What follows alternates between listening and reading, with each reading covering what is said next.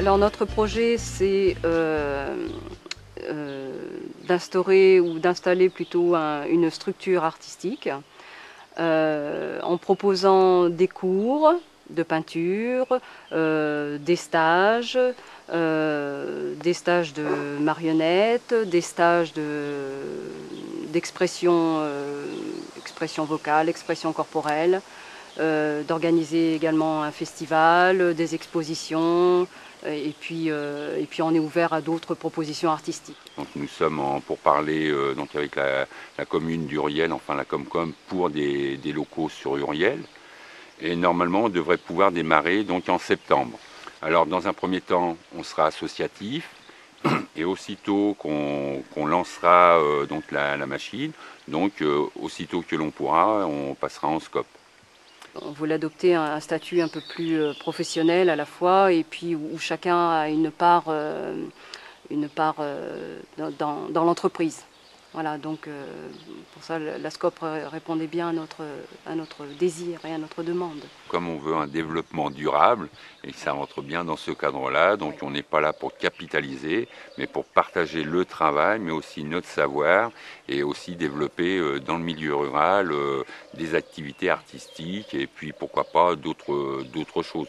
Puisque donc on veut aussi, et ça c'est difficile, donc entraîner, tel que entre autres si on met en place le festival pour l'année prochaine, donc faire venir d'autres artistes d'autres régions, donc de Savoie, tels que des sculpteurs sur glace ou même des marionnettistes d'autres régions, donc créer donc un mouvement, amener le tourisme et développer ce qu'on n'entend pas parler, l'or vert, puisqu'on parle de l'or blanc, de l'or noir, mais de l'or vert, non. Et là, développer aussi les savoir-faire qui existent ici.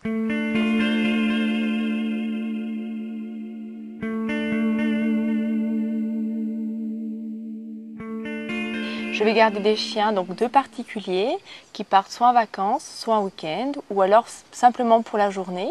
Je garde des chiens de toute race, de tout âge. Donc les chiens vont vivre au sein de la ferme, c'est-à-dire qu'ils vont vivre la journée en parc avec des petits chalets et la nuit dans des box à l'intérieur de la grange. Donc voilà. Et puis ensuite, je vais faire aussi de l'éducation canine.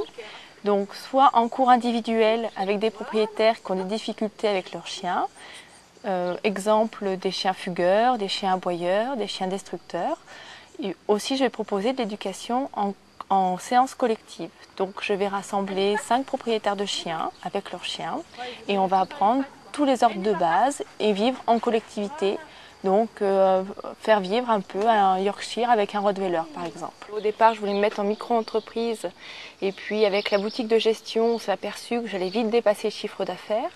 Et puis comme j'ai beaucoup d'investissements de départ, j'ai beaucoup de TVA à payer, donc ça ne valait pas le coup en fait de se mettre en micro-entreprise. Et puis au niveau d'une société, ça ne m'a pas paru cohérent par rapport au chiffre d'affaires que j'ai qui est de 30 000 €. Voilà.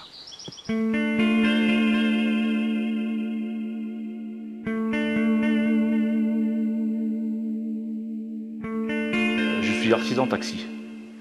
Donc j'exerce depuis le mois d'octobre dans la communauté de communes, dans la montagne tiernoise en fait. Je voulais faire du transport de personnes, des personnes âgées, vu que j'habite dans un milieu rural.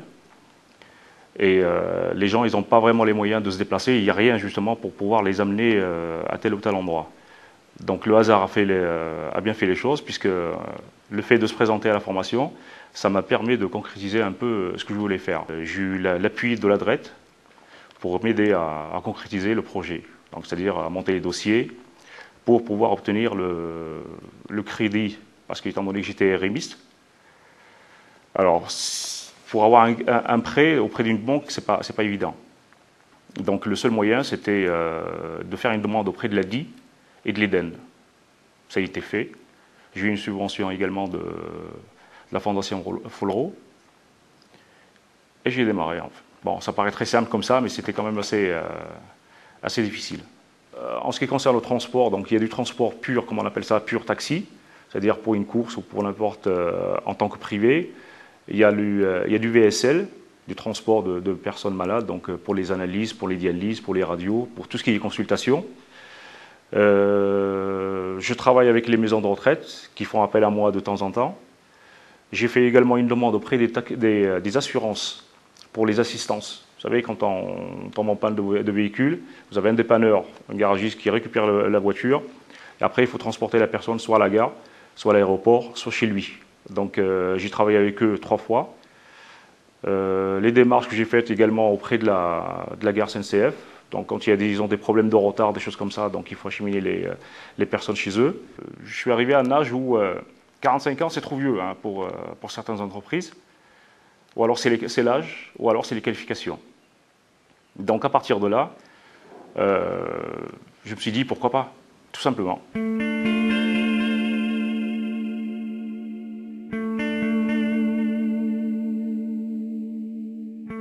Mon activité, c'est d'être esthéticienne à domicile.